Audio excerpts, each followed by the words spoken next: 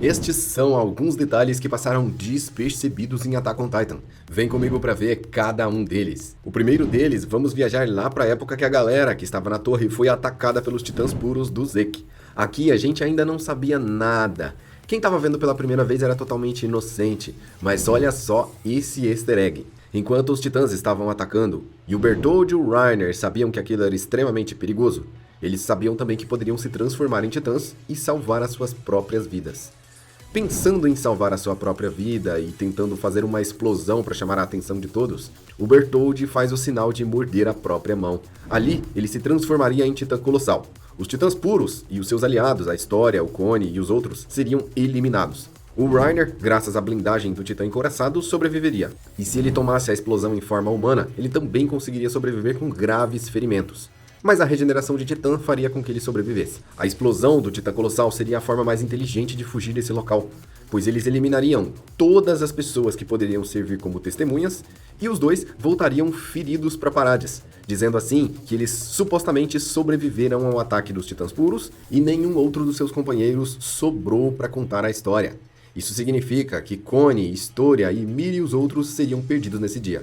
Talvez Ymir não, porque ela também iria se regenerar. E por falar nela, foi ela que não deixou com que o Bertholdt se mordesse. Afinal, quando ele estava para fazer isso, ela saltou e se transformou em Titã, revelando para todo mundo que ela era o Titã Mandíbula. E aí, você já tinha visto esse detalhe? Vamos pro próximo. Aqui nessa cena, bem escondido, tem um tubo. Esse tubo serve para respiração. E debaixo desse monte de terra, tem um soldado escondido. Ele usa aquele tubo para respirar. E esses são soldados marlianos infiltrados. Assim eles conseguem passar totalmente despercebidos. E essa é uma técnica que também é usada no nosso mundo real em verdadeiros conflitos e guerras. O próximo é um dos mais medonhos e estranhos. Porque quando você mistura coisas aterrorizantes como os titãs puros e crianças, a combinação não é nada legal. E como nós sabemos, o Zeke usou seu fluido espinhal para transformar a Vila do Connie em titãs. Ele soltou o gás feito a partir do seu fluido e deu o seu grito. Assim, as pessoas que inalaram aquele gás se tornaram titãs. Entre as pessoas do vilarejo também estavam crianças. E o Connie tinha 2 irmãos. Seus irmãos, como bons irmãos, estavam sempre brigando e brincando juntos. E isso os acompanhou na pós-vida na sua forma de titã. É possível ver os 2 titãs, irmãos do Connie, brincando, digamos assim, um com o outro. Mesmo na forma titã, eles não esqueceram essa memória e continuaram agindo como crianças. E é importante lembrar que todos os titãs transformados pelo Zeke se tornam titãs anormais. Então, é comum que os titãs transformados pelo Zeke tenham esse tipo de comportamento tão peculiar. Na próxima curiosidade, a gente tem um detalhe aqui que muita gente já me questionou. Eu já fiz alguns vídeos, talvez 1 ou 2, falando que o titã bestial se adapta a algum animal que a pessoa tem ligação. E eu até perguntei em alguns vídeos qual titã bestial você seria, querendo saber qual ligação a pessoa tinha mais forte com qual animal ela se tornaria. Muita gente respondeu tubarão, dinossauro, baleia, hipopótamo, mas sinceramente eu acredito que a maioria de nós brasileiros viraria um gato, um periquito ou um cachorrinho caramelo. Mas tudo bem.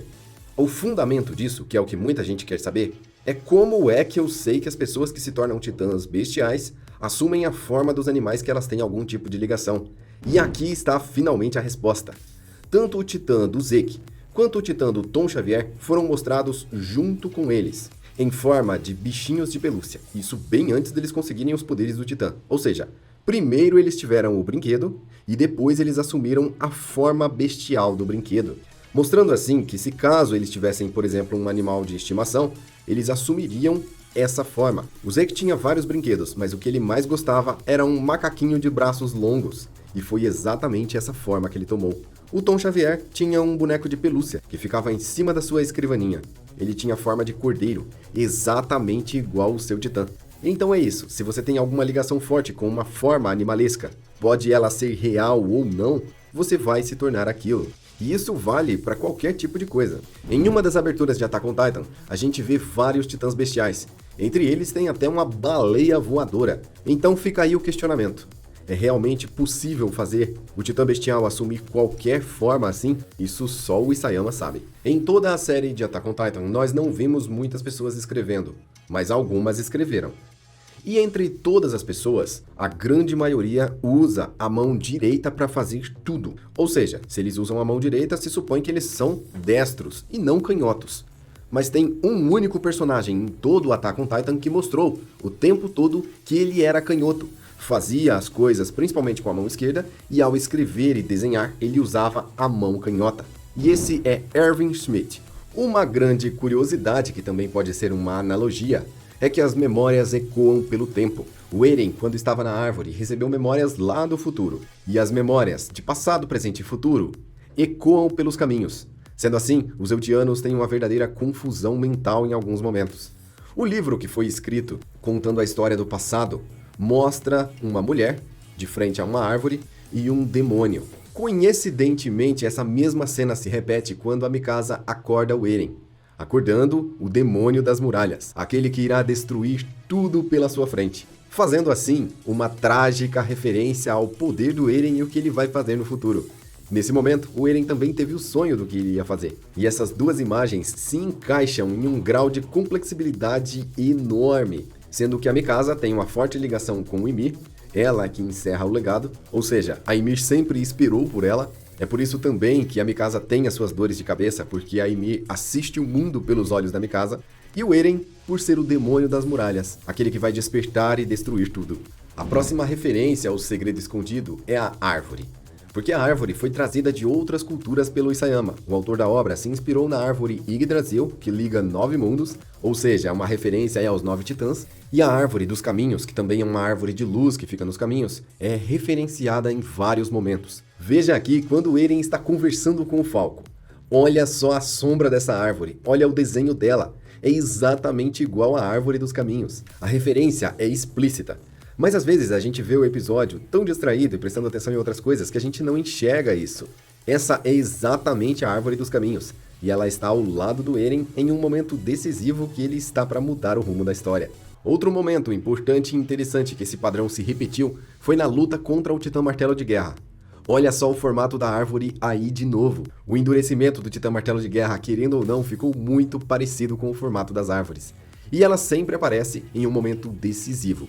E é claro que a gente não pode deixar de mencionar a árvore de luz que está nos caminhos, a árvore azul, que é um brilho, uma luz forte que vai até os céus e se dissipa em vários braços de luz. E é por ali que o portador ou controlador do Titã Fundador consegue fazer tudo e usar todos os poderes, além de se comunicar com toda a raça eldiana pelos caminhos. Essa árvore já foi chamada em algum momento de coordenada, e é uma das partes mais importantes de todo o anime. Ela também se assemelha muito ao Parasita, o titã original, aquele que deu poderes para Ymir, que também tem vários tentáculos e brilha em uma cor azul. Outra grande referência para quem não viu o vídeo que eu fiz aqui explicando todos os detalhes sobre o sonho do Eren, são as visões que ele teve. A gente vai ver aqui rapidamente, mas eu recomendo que você veja esse vídeo na sequência, o sonho do Eren totalmente explicado. Olha essa cena no sonho do Eren. Ele vê titãs, ele vê pessoas sendo devoradas, e ele nunca tinha visto um titã antes. Ele viu a morte de algumas pessoas e ele acordou chorando. Outro detalhe muito importante é esse aqui. Tá vendo essa fumaça saindo da cabeça do Eren? Aqui nem ele sabia que tinha titã. Ele tinha falhado no teste de equilíbrio e caiu de cabeça.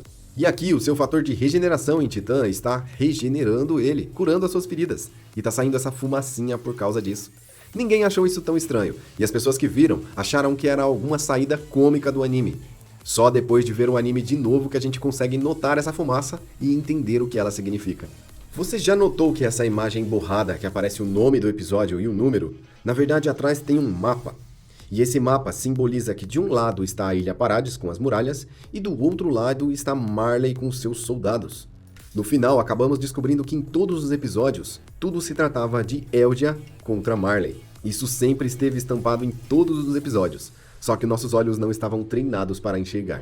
E falando sobre Marley e Parades, muita gente sabe dessa. Muita gente já comentou aqui no canal, mas tem algumas pessoas que ainda não sabem. O mundo de Attack on Titan é exatamente igual ao nosso. Quando eles mostram o mapa mundi, na verdade ele só está de cabeça para baixo.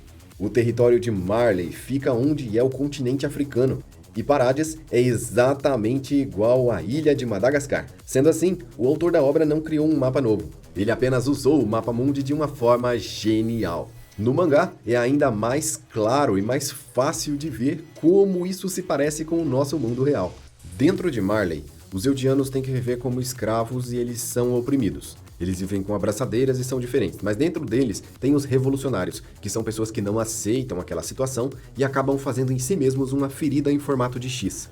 Isso significa que eles são restauracionistas. Essa palavra difícil significa que eles querem restaurar o poder de Eldia e dominar completamente Marley. Eles sabem que podem se tornar titãs e podem ganhar o poder.